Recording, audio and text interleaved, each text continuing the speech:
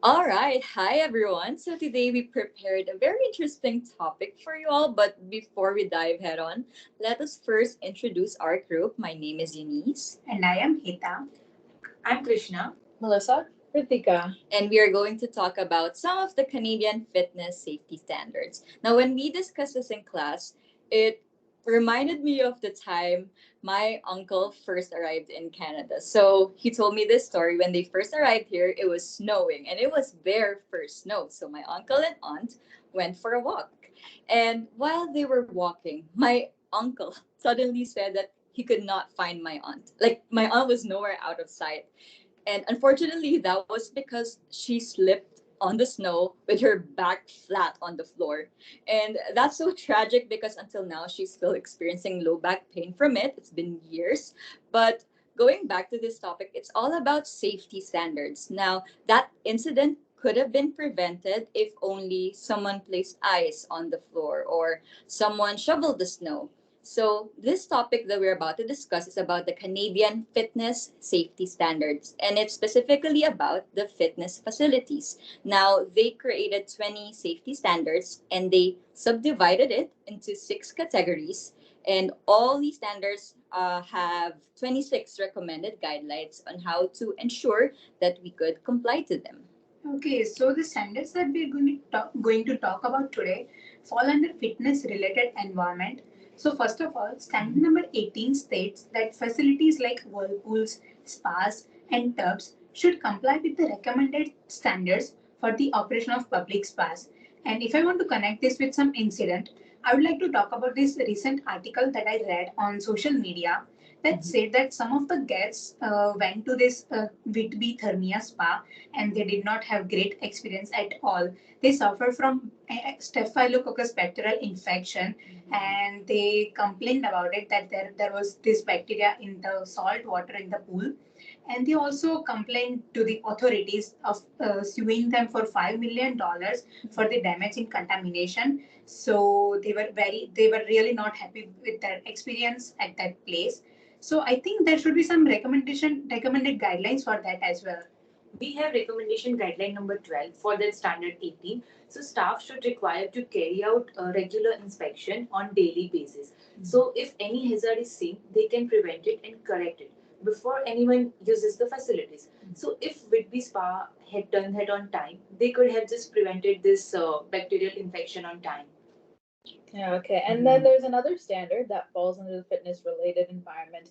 And we would say that's standard 17, which is floors in wet areas shall have non slip surface with adequate drainage to prevent pooling of water. And I really relate to this one because as a child, I used to go to swimming pool a lot. And one day while I was there, I slipped and fell and really got hurt. And I had to go to the hospital and get stitches. And that was mainly because there was too much water around the surface near the pool. And that time there was no lifeguard or no one to supervise me, and my parents really had to rush me to the hospital, and it has left a traumatic experience for me. So I really feel that following such standards is very important, and we can do that with recommendations.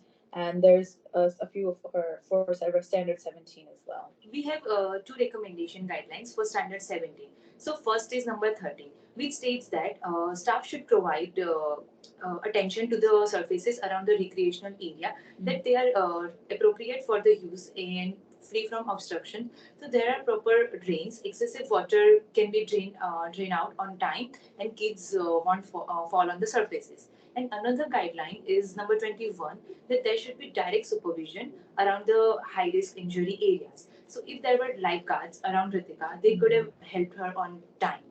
Yeah. True. Okay, let's see.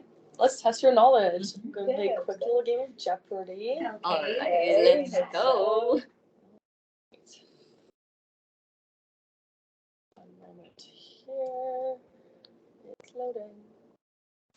Okay, Yeah, yep, we Let's have see it it. here. We see Perfect. it. All Okay. right, there you go. I'm just going to ask a couple of questions Okay. Okay. and see if you know your stuff. Okay, I'll pick them.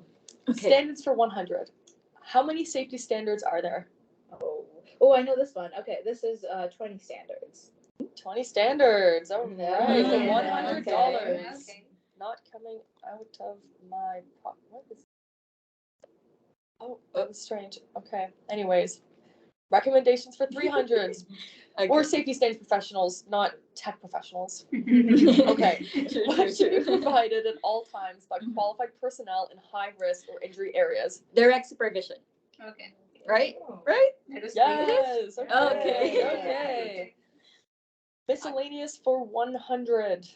Mhm. What is the bacteria that was found in the Thermia spa? Okay, that was Staphylococcus bacteria. Yes, she says with a smile. She Okay. knows it. Okay, good Okay.